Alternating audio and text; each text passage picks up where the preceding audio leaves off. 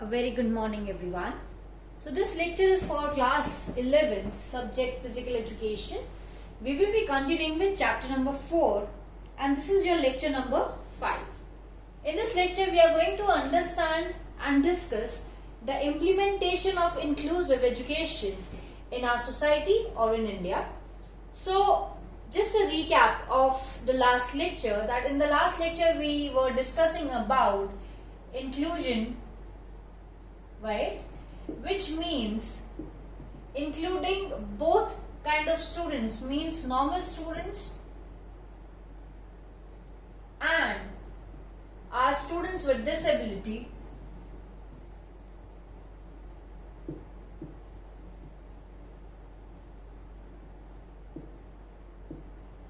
together, right? So in this kind of education what actually happen is that these students come together, study under the same roof, play different games with one another. So it is a kind of education in which we involve students with disability in an education system where normal students are studying. They share their, as I said in the last lecture, that they share the physical space, which is like the grounds, the classrooms and everything. They also interact with one another, and the interaction is like a social interaction is there, academic interaction is there, through which both of them understands each other and both of them enhances their personality in one or the other way, right? And in the last lecture we also studied about the needs of inclusion. As I said, that inclusion has a great need as it increases the sensitivity of normal students towards the student with disability, as normal students being with them understands their problem, their pain, and what all kind of words to be used in front of them. And it is also used for the better understanding of the weakness and strength of student with disability. It also increases the sense of belongingness, that the student with disability understands that they also belong to the society. It also enhances the self-esteem of a child, and it also enhances the communication skills and the social skills, right? So today in this lecture we are going to study about how we are going to implement inclusive education in our society. As I said, as I told you, there are a lot of needs of inclusive education in our society. The same way, so when we talk about India as a country, we do have a very good education system, but still we need a lot of changes, and in many places in India, inclusive education is not there. So because of that reason, what actually happened is that in India, lot of students with disability does not get a good chance or opportunity to study in this kind of an environment. So that is why implementation is necessary. So we are going to talk about the implementation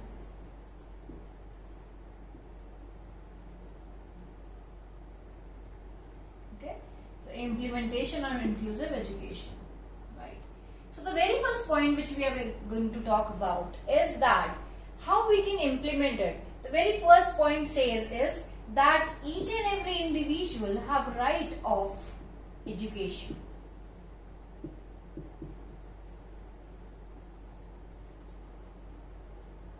Okay, so each and every individual has right of education.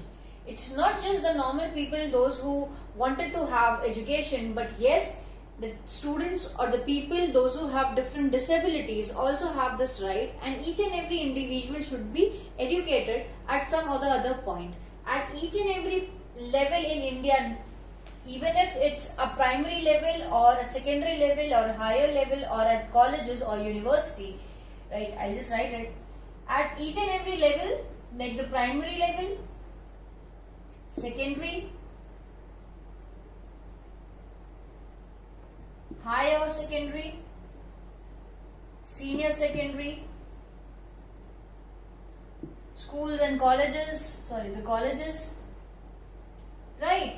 At every stage, this education is to be provided to each and every citizen of India. So this is how we can actually implement it, by telling that yes, it is necessary for everyone and this is the basic right of everyone. So point number 2 is that teachers, now see, it is very important when we talk about the education system.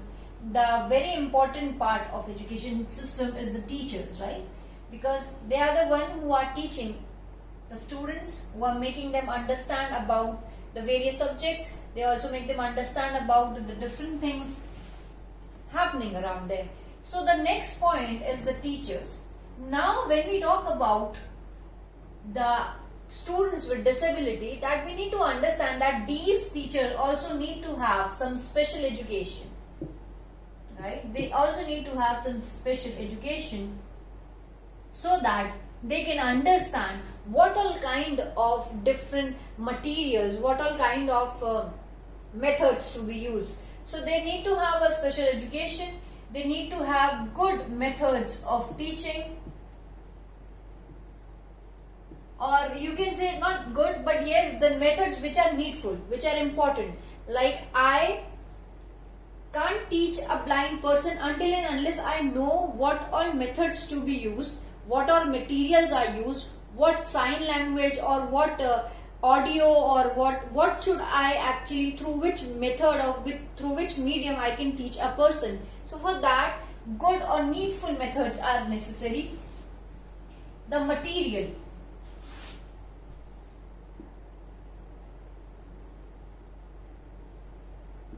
right? The material is also to be used. The kind of material we need to use for the students, right? So for that thing, how we can implement it, that we can provide workshops, training,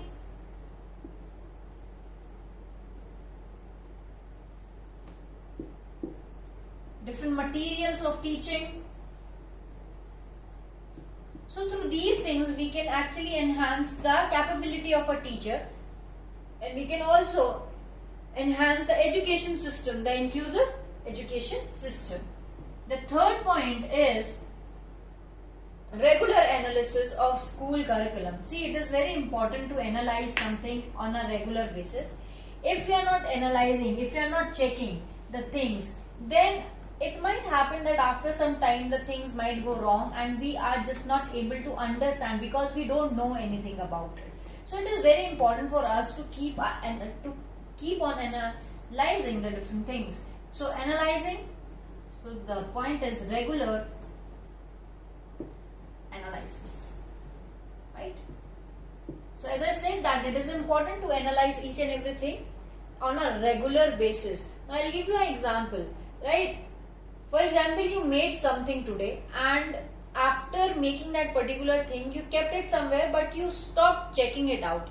It might happen after some time, it might be ruined or spoiled because you were not analyzing or checking it, right? If you will be checking something on an everyday basis, then what will happen is that you will come to know about its condition on an everyday basis. You will understand that whether it is a good thing or a bad thing, whether it is providing something needful to the society or not, right? So if the curriculum is not analyzed, so we are talking about the curriculum. So if the curriculum is not analyzed on an everyday basis, then what will happen, that if this curriculum is not working for the children, then we will never come to know about it because we are not analyzing it.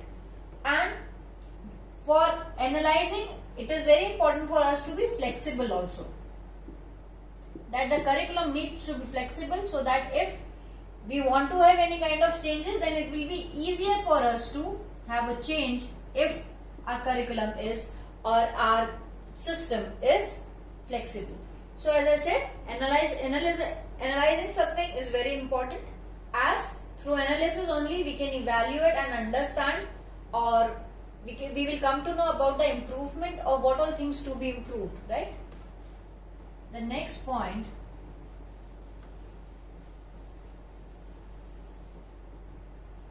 So the next point is parents to be taken as a resource. Now we are going to talk about the parents.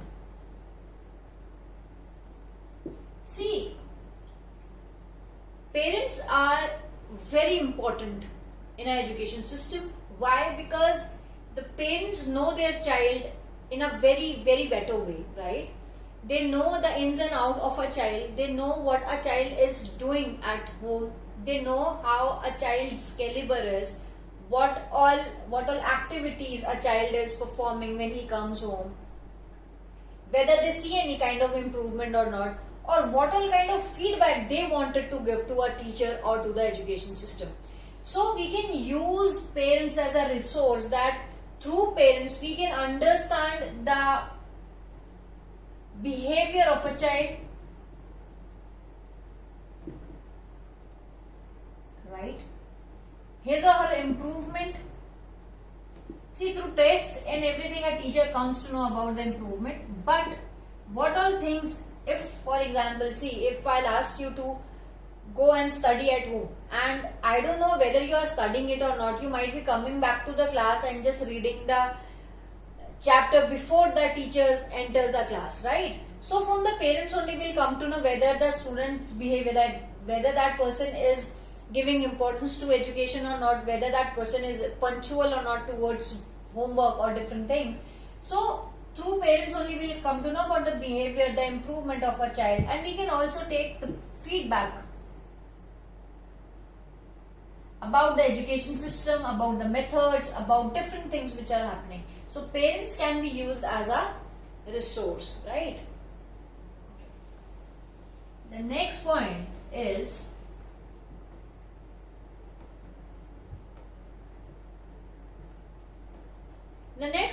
differently able students to be treated equally. So it is very important to have an equal treatment.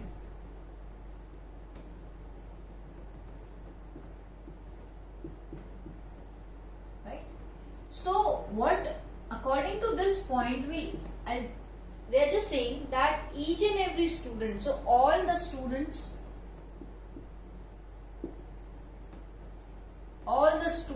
are same. One should not, a teacher never should have this opinion about any student that a student has some disability or is weak, so one should treat him or give him all chances, right? Not to improve, but just it would be like a spoon feeding kind of a thing, that if you think that an individual has some disability, and out of that sympathy, right, you just give them good marks, or you just give them extra time to perform different things. So they should be equal, right? They should be treated equal, so that these students, the students with disability, will understand their own potentials. If we are going to make the way for them very easy, then they are not going to work hard on anything, right? And what we want is that through this education they must improve, and if it's like a spoon feeding thing for them, then they will never improve in their life. So it is very important to equally treat them as we treat the normal children, and we should actually recognize them according to their nature, according to their potential, their talents, as we recognize a normal child.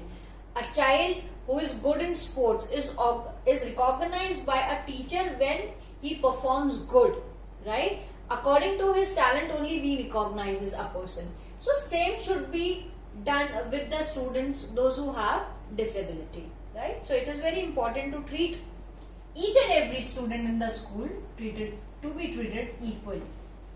Okay, so the next point of implementation is material to be provided for inclusion. As I said, that different disability student would require different materials for studying, right? So the material to be provided, so it provides material for education or for study. Now what all kind of material can be required? So material can be the notebooks which we use, right? The books, classrooms,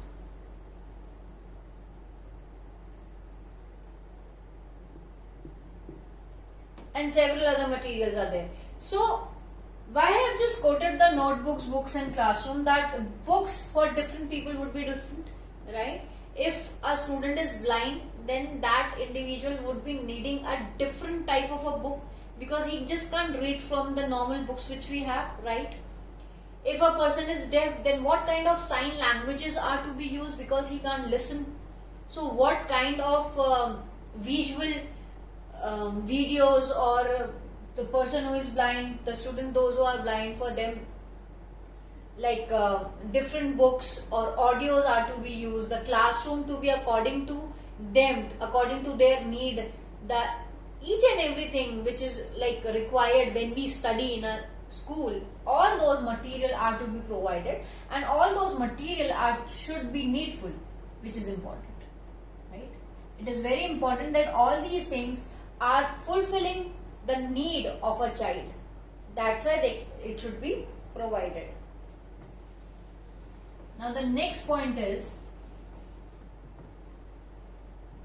suitable examination systems and periodic evaluation. Okay. Suitable examination. See, examination is something very important, right? Why? Because if we are not conducting any kind of exam, then we will never understand the evaluation. So the measurement would not be happening. The evaluation would not be there. We will never understand the strength and weakness of a child. We will never understand what improvement is needed and at what place the improvement is needed. I'll give you an example of your class itself. For example, if you are from a science section, you might be having physics, chemistry and maths. If there are no tests, right, a teacher and you yourself will never come to know, even if you are studying really hard, but you will never come to know that whether or in which subject you need more improvement, right?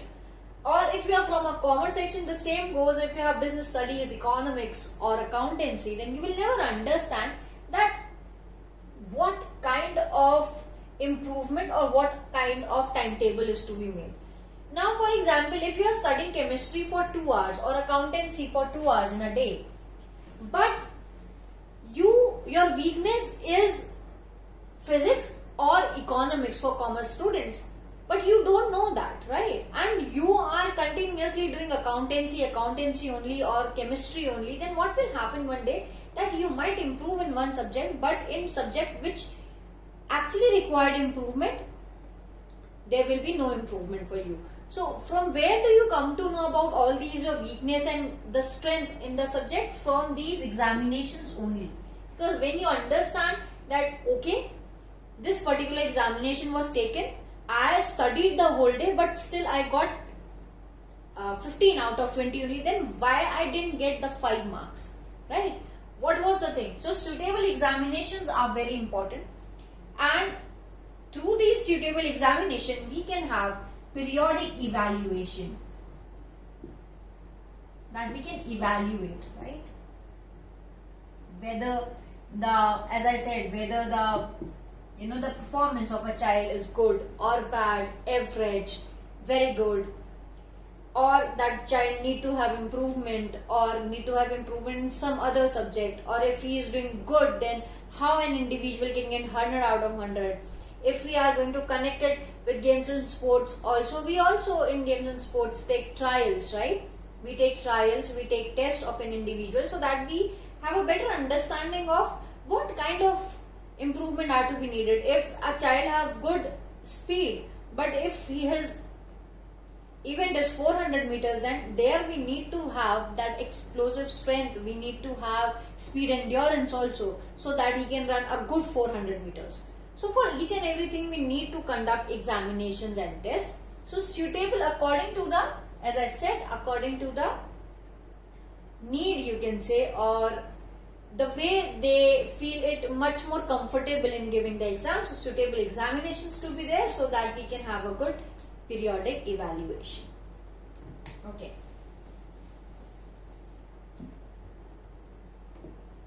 Eighth point is develop good relations between families of students. So see, it is very important to have good relations.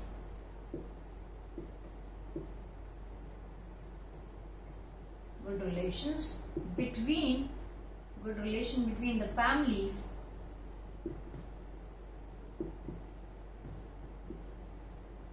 of normal student and the students with disability. I'm just writing disability here. Right? Okay. So why do we need to have a good relationship between these two families? Why? Because the students, when they come together and study together, what will happen? These families, their parents, the elders in their family are going to affect the thinking, the thoughts of these people also. What kind of a background do you have? What your parents keep on telling you?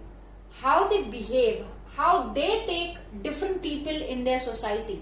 All these things are going to affect the thoughts, the feelings, the expressions of different individuals, right? So it is very important to have or to maintain a good relationship between the families of these two different individuals or these two different groups of students, so that the normal students' parents can understand what all you can say the problems or what all circumstances these disabled students have, and the same way the disabled students can also, right, they can also understand what kind of a society is it and what kind of behavior they wanted them to have.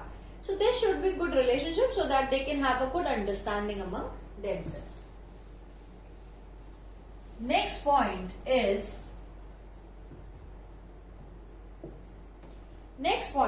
our students related material should be provided by school. So it is something just to encourage, just for the motivation. So for motivation especially,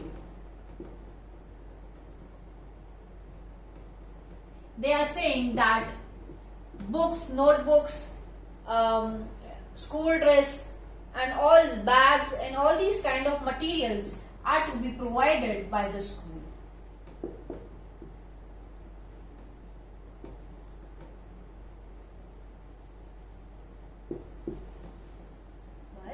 Okay, understood? It's a very simple point, very simple, that just for the motivation purpose, that if we are going to provide, like you might have seen that or heard about midday meal, right? So they provide that midday meal so that large number of students can come just for the sake of eating. Their parents are going to send them, right? So same goes here also, that if the school itself is going to provide the different materials which are required to study, then the parents and the students will get motivated to send their students, or students will themselves come to the school for learning purpose.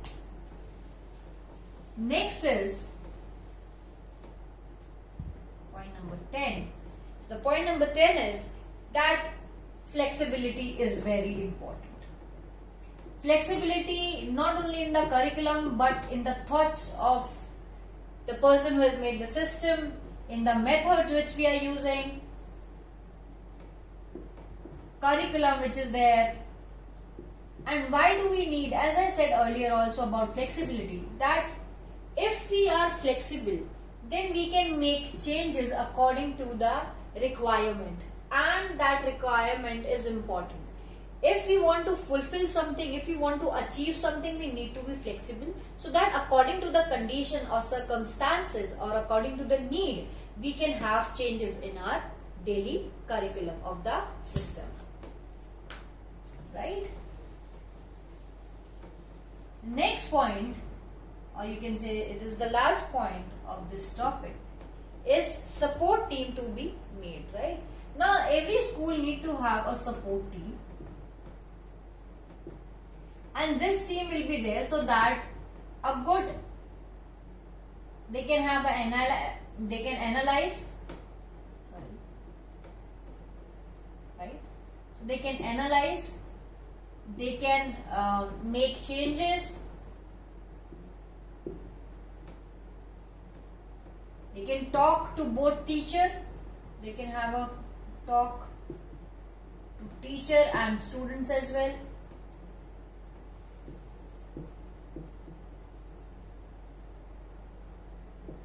Okay, so a support team should be there so that a team can continuously have a check on different things, right? How the things are done, what all things to be done. So this is how we can implement inclusive education in our society or India. Okay. Now the homework for this lecture.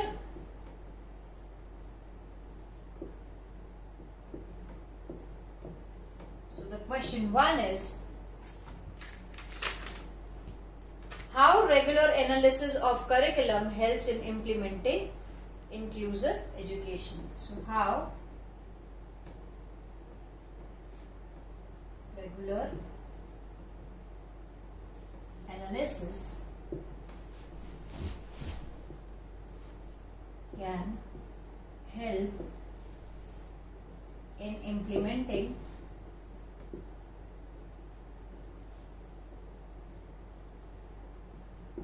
inclusion in India, right?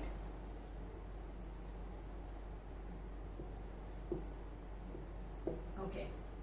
Question number 2 is, explain any 2 points of implementation related to parents.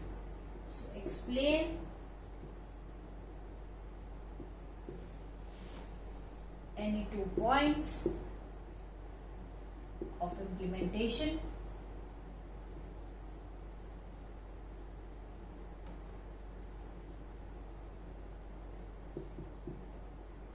related to parents. In this you have to write about the parents, and you can also write about the families, the point we use for families.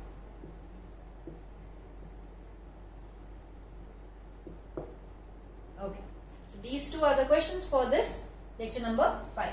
Now we are going to discuss the questions which were given for your lecture number 4, and the questions were,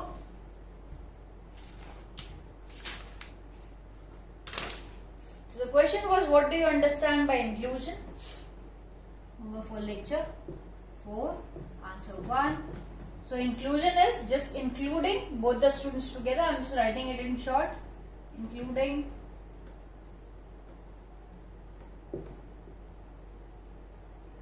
normal with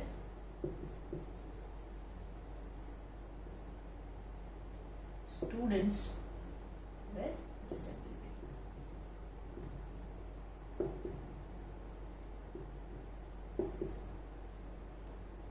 Okay. Question number 2 was, what is the need of inclusion? As in the starting I said that inclusion, I'm just writing the points here, that there is greater sensitivity among the normal students towards the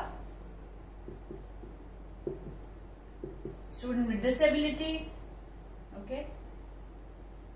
Improves social skills, because when you start talking in the society, you improve your social skill.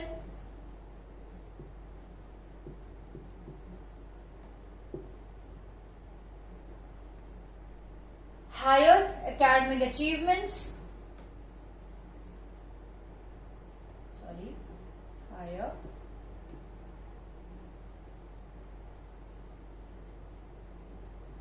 academic achievements.